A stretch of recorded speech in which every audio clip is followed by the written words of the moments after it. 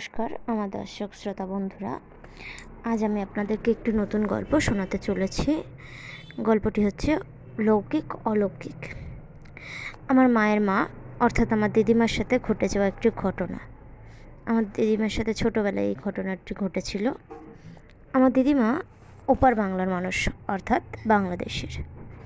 দিদিমা যখন খুব ছোট তখন এই ঘটনাটি ঘটে।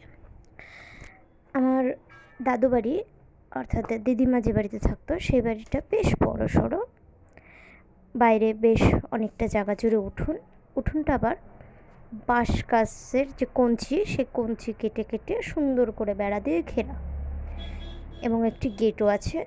সেই গেটের বাইরে একটি সুন্দর জবা ফুলের গাছ আছে। সেই জবা ফুলটি অত্যধিক সুন্দর সেই গাছ। তো দিদিমা খুবই ছোট, একদিন কী করলো, তার বান্ধবীদের সাথে সন্ধ্যাবেলা খেলতে গেল। দিদিমাদের বাড়ির থেকে বেরিয়ে বড় রাস্তা পেরিয়ে একটি মাঠ আছে, যেটাকে অনেকেই তালতলার মাঠ বলে, কেউ কালীখোলার মাঠ বলে।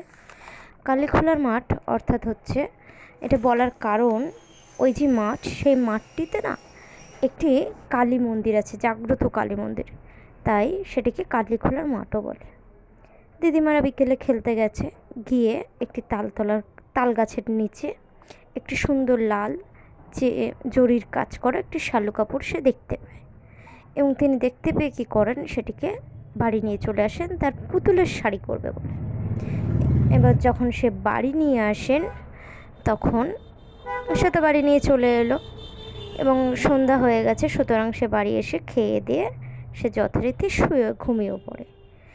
আমার দিদিমার যে বাবা, সেই বাবা কী করতেন, তিনি উঠোনে ঘুমাতেন, এবং দিদিমার ভাই বোন মা সবাই মিলে ভেতরে শুতেন।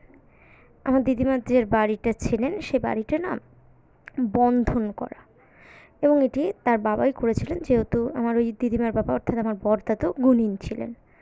তিনি পুরো বাড়িটি বন্ধন করেন, এবং সে যখন ঘুমাচ্ছেন রাত্রিবেলা সে দেখতে পায় আমার সেই গাছটা, যে গাছটি গেটের বাইরে জবা ফুলের গাছটি ছিল, অত্যন্ত জোরে জোরে দুলছে।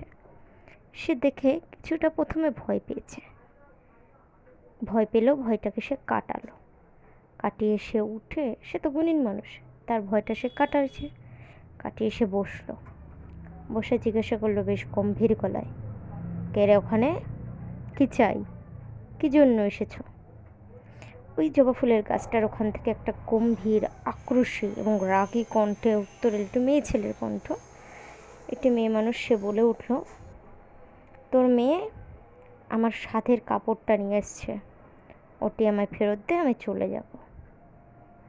দাদু তখন জিজ্ঞাসা করলো, তুমি কে? তখন আবার সে উত্তর দিল, আমাকে চিনিস না, চিনতে পারছিস না? আমি ওই কালীখোলার কালীতলার কালী, আমার কাপড়টা দে, নইলে আমি যাবো না এখান থেকে, বলে সে অত্যাধিক রাগে ক্রোধে সেই জবা ফুল গাছটাকে রীতিমতো ভেঙে ফেলার মতো সে দুম দুম করে বাড়ি মারতে থাকলো। তখন দাদু বলল, এই রাগ করিস নে, শোন, তুমি এখন যাও, কালকে ওটিকে তোমায় দিয়ে আসা হবে। বলার সাথে সাথে সে সেখান দিয়ে চলে গেল। সে যাবে না, সে রীতিমতো শাসিয়ে গেল, বললো, বেশ, তোর কথায় আমি আজ চলে যাচ্ছি, কিন্তু কাল যদি আমি আমার জিনিস না পাই তো দেখে নিস কী করতে পারি, বলে সে চলে গেল।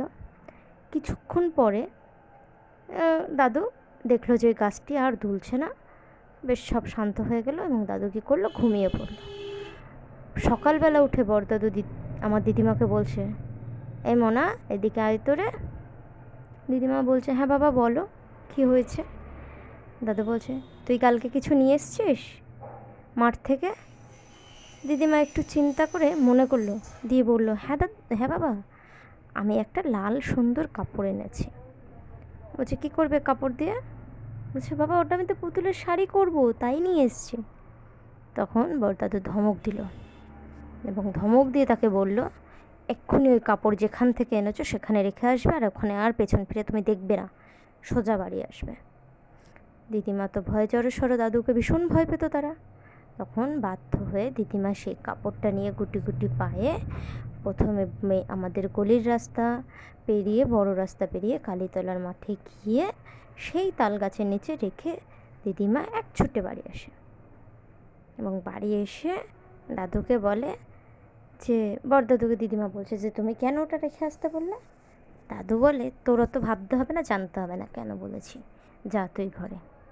কিন্তু দাদু এরপর থেকে লক্ষ্য করলো যে আর কোনো দিনও দিদিমা এরকম কিছুই বাড়িতে আনেও নি, আর কেউ পেছন পেছন আর কোনো দিন আসেও নি। কিন্তু এই গল্পটি আমার মায়ের কাছে আমি শুনেছি, আমার মা ঘটনাটি বলে যেটি তার মায়ের সাথে ঘটেছিল।